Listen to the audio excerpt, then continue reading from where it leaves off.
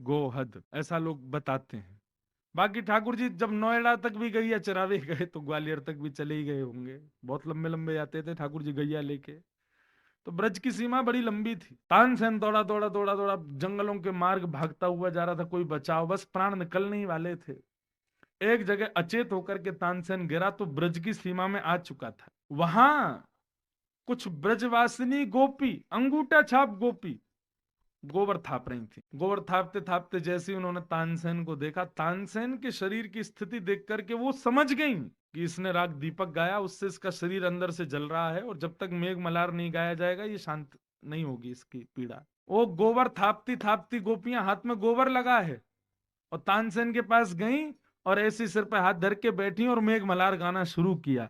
दोनों उन सामान्य सी गोपियों के गाए हुए मेघ मल्हार से आकाश में काले बादल आ गए, बरसने लगे, और तानसेन की पीड़ा दूर हो गई। तानसेन उठ करके बैठ गया, बोले ये कला केवल मेरे पास है। मेघ बरसाने की कला केवल तानसेन के पास है। आप लोगों के पास ये कला कहां से आई? इतना सुंदर संगीत आपने कैसे गा दिया? और मुझे गाने के लिए बड़ी व्यवस्था करनी पड़ती है। पहले आसन बिछाऊंगा, तानपुरा हाथ में लूंगा, धीरे धीरे मन बनाऊंगा, तब जाकर के मेरा अंदर से गर्मी आती है, तब जाके मेरा कंठ गर्म होता है, तब मैं गाता हूं, तब मेघ बरसते हैं।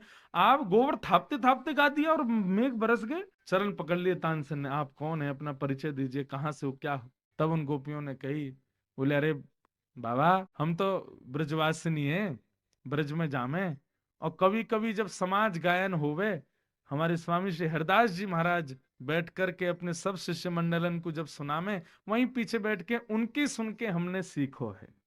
स्वामी श्री हरदास जी। तानसेन बोला, समाज में बैठ करके, पीछे बैठ के सुनकर के आपने ये सीखा है जो आप गा रही हो?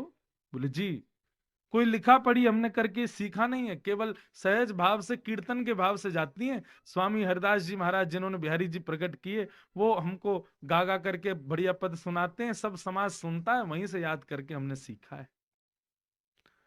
तानसेन बोला, हमने इतनी तालीम ली, गुरुजियों की मार खाई, पिटाई खाई, तब जाके हमको ये विद्या आई, और ये सामान्य भाव से सीख गई है। क्यों? क्योंकि ब्रज में सीखी हुई विद्या में भक्ति का पुट था, भक्ति के संपुट के साथ सीखी, इसलिए वो श्रेष्ठ है।